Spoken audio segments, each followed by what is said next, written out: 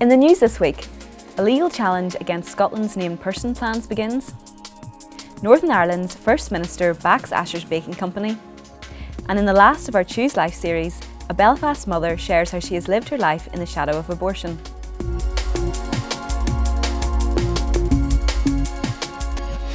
Hello and welcome to this week's news bulletin from the Christian Institute. A legal challenge against plans to assign a named person to every child in Scotland began in Edinburgh this week. The Christian Institute, alongside other organisations and parents, has launched a judicial review over fears the scheme could interfere with family life. Under the plans to be fully rolled out in 2016, every child from birth to the age of 18 will have a state-employed named person who is responsible for his or her well-being. Concerned parents James and Rhiannon McINTOSH are part of the legal action. They were told their child's private medical reports would be shared with a named person. Mr McINTOSH criticised the plans outside the Court of Session, Scotland's Supreme Civil Court, at the start of the case. What we are saying is that, again, this one-size-fits-all blanket approach of the Scottish Government is unhelpful and unnecessary, and moreover is taking resources away from those who are most needy and most vulnerable. Simon Calvert, spokesman for the Christian Institute, said the scheme will weaken, not strengthen, child protection. Nobody doubts their good intentions, but they've introduced legislation which is very invasive of family privacy and which threatens actually to make the child protection system worse by deluging those responsible for child protection with lots of unnecessary information on families where nothing's going wrong.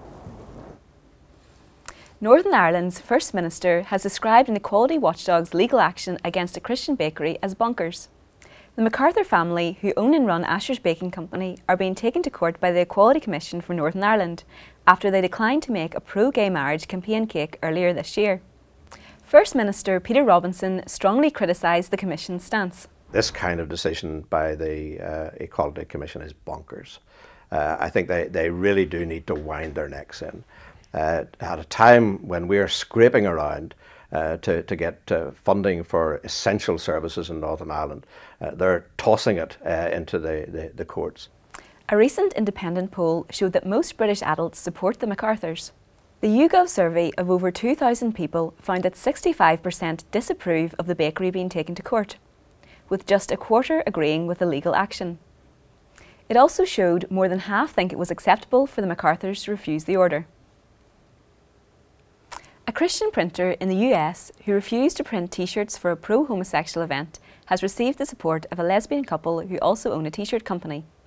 Blaine Adamson of Hands On Originals declined an order to make t-shirts for a gay pride festival in 2012 because he did not want to promote the event's message. Last month, Adamson was told by a judge that he had acted unlawfully by refusing the order.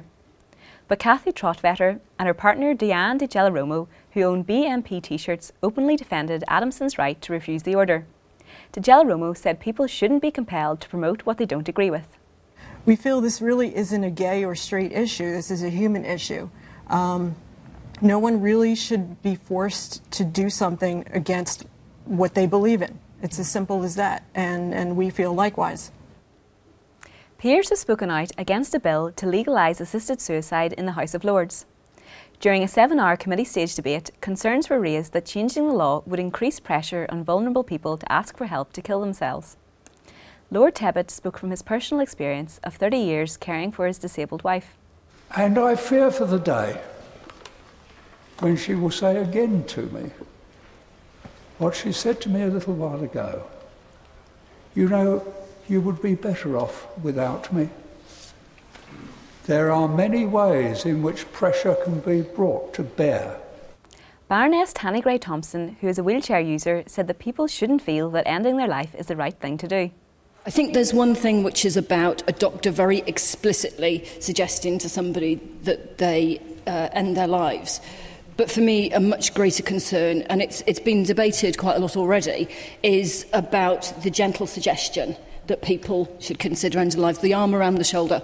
I'm only sitting in your Lordship's chamber because I've probably spent many hundreds of thousands of pounds of NHS money putting me back together.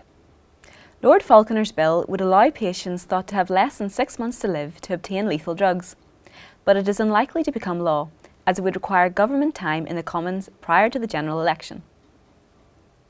And finally, A mother who was raped at the age of 13 says the abortion that followed has haunted her ever since. Leslie McCaskey says women should think twice before having an abortion because it is not a quick fix.